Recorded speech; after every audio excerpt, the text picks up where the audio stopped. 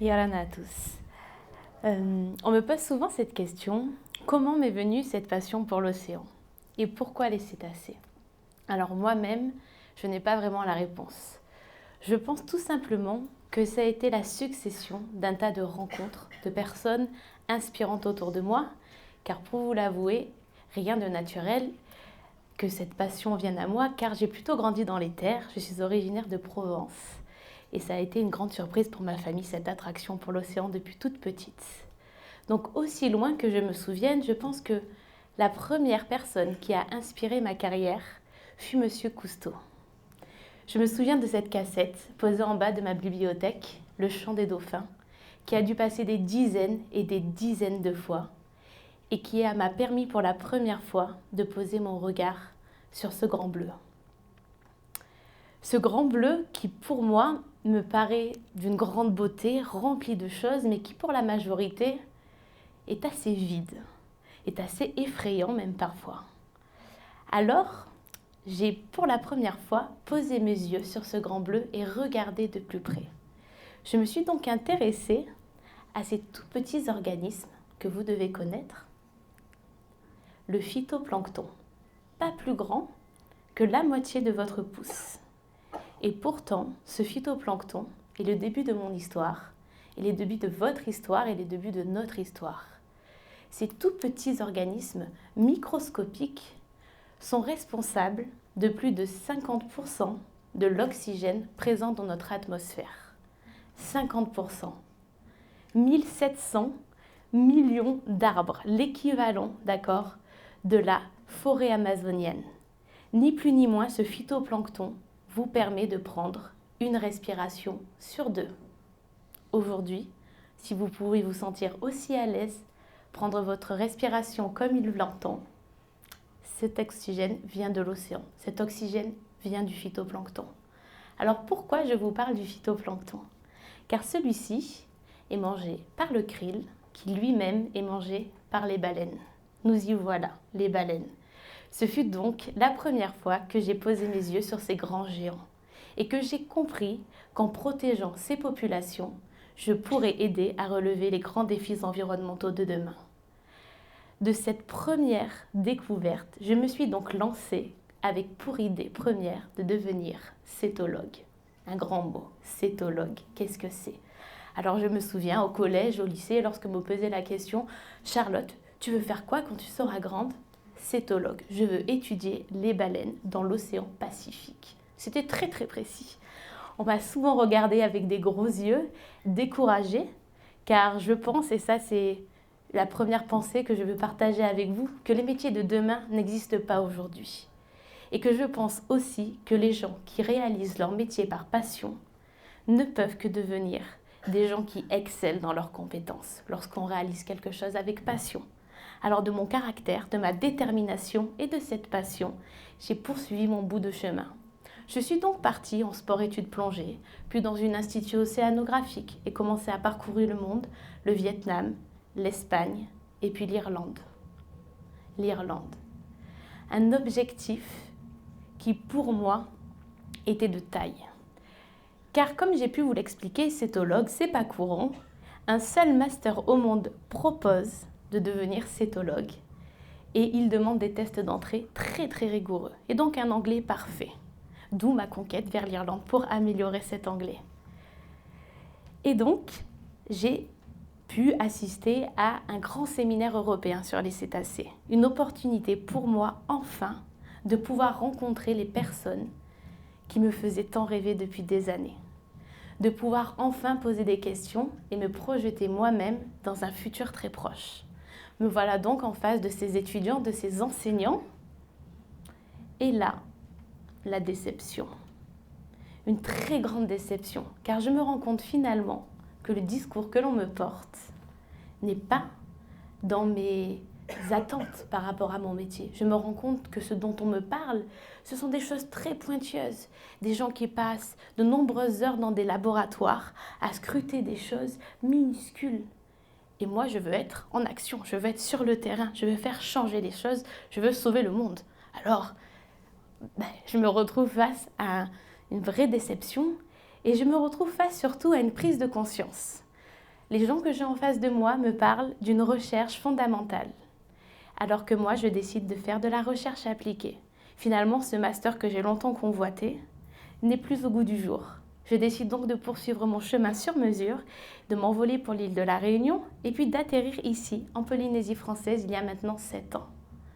J'arrive donc ici, au Fénois, et subitement, je ressens un sentiment qui n'a d'égard.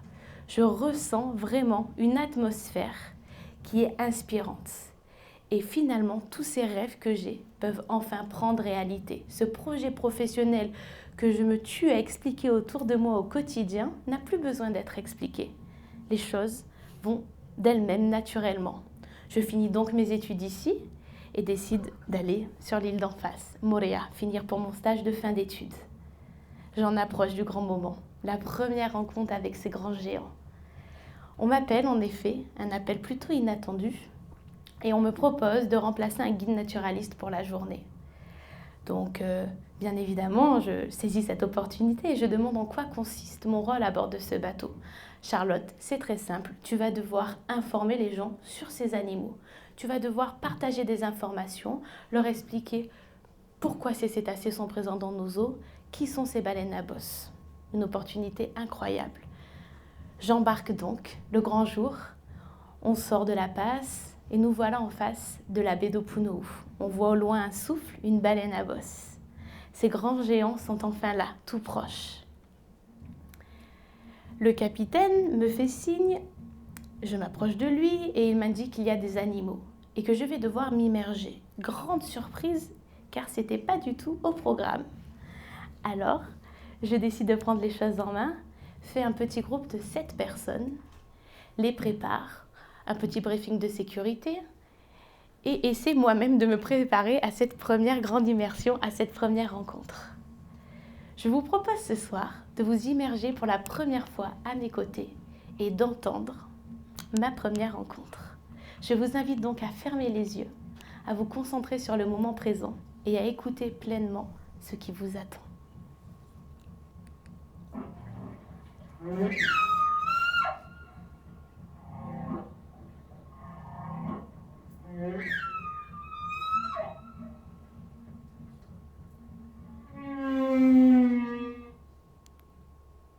Voilà ce que j'ai entendu pour la première fois.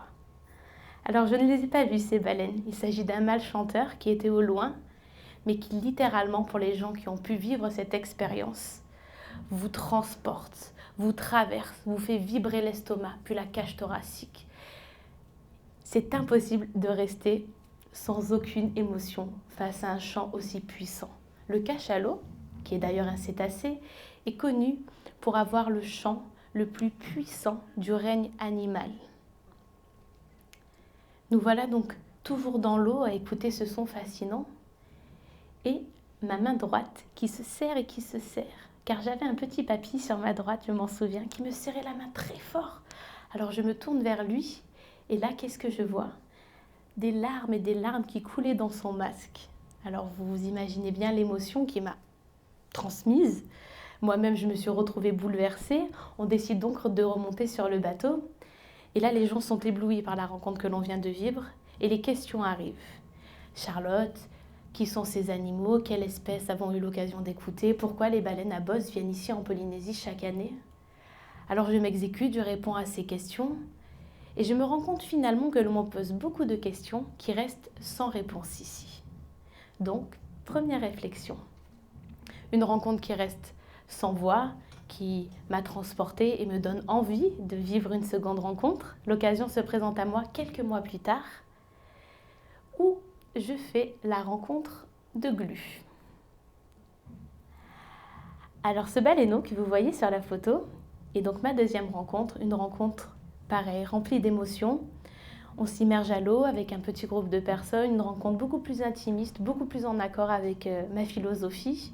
On vit un moment vraiment sans précédent, une maman qui est posée sur le fond, qui se repose en fin de saison, et un baleineau, lui, rempli d'énergie, qui vient à la rencontre, qui est curieux, d'où son nom Glu, qui inspire ni plus ni moins la proximité à mes palmes, car il le collait à mes palmes littéralement. Et ce baleineau, j'ai la chance depuis quelques années de le revoir, revenir chaque année autour de nos îles. Il est donc maintenant presque en âge de se reproduire. Il a 5 ans. Il mesure donc presque 13-14 mètres. Et il fréquente donc toujours nos eaux.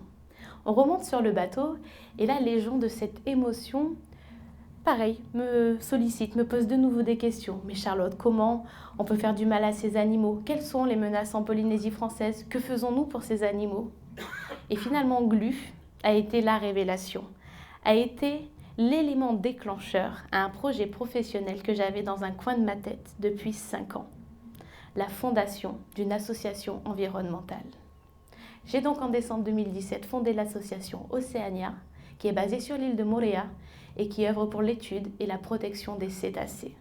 Je rentre enfin dans le vif du sujet, dans l'action. Un des programmes phares de notre association est Vigisanctuaire, l'unique programme en Polynésie qui a pour objectif de limiter le risque de collision entre les baleines à bosse et les navires à grande vitesse. Et quelle satisfaction en fin de saison avec notre équipe de se dire que grâce à notre travail acharné, grâce à notre passion, nous avons évité plus de 100 collisions. Voilà, nous sommes dans l'action. Chaque jour, ma passion ne cesse de grandir et les études scientifiques arrivent en renfort pour vraiment concrétiser cette idée que j'ai dans un coin de ma tête, qui est que ces grands cétacés peuvent aujourd'hui nous aider à relever les grands défis environnementaux de demain.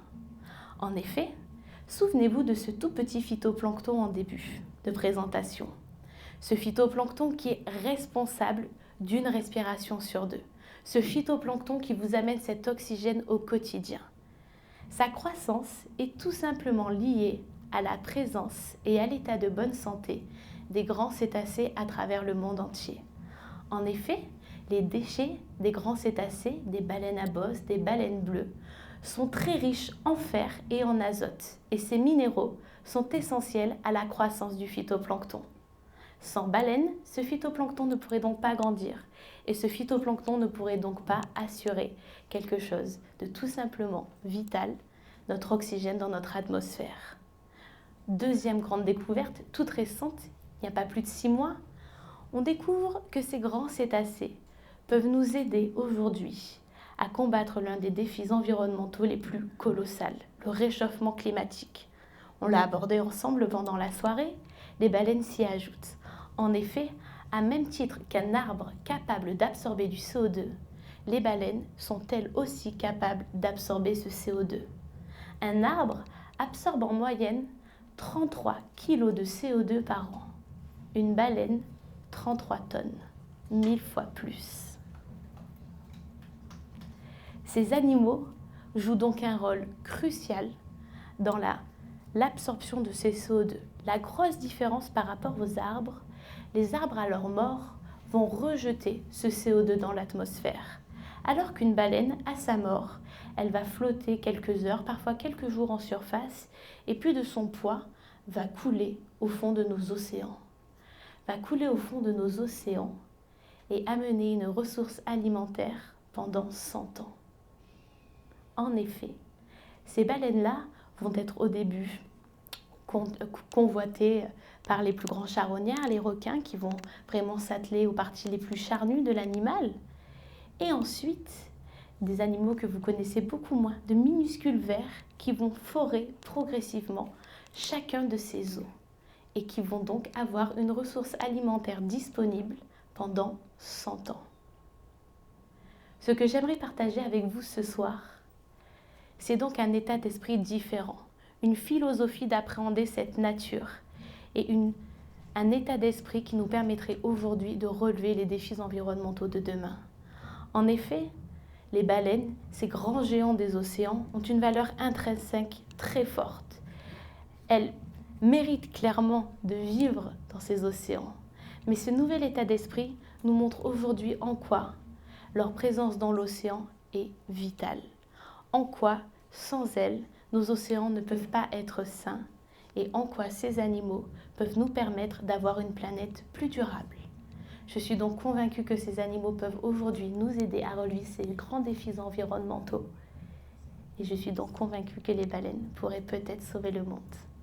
Maruru à tous.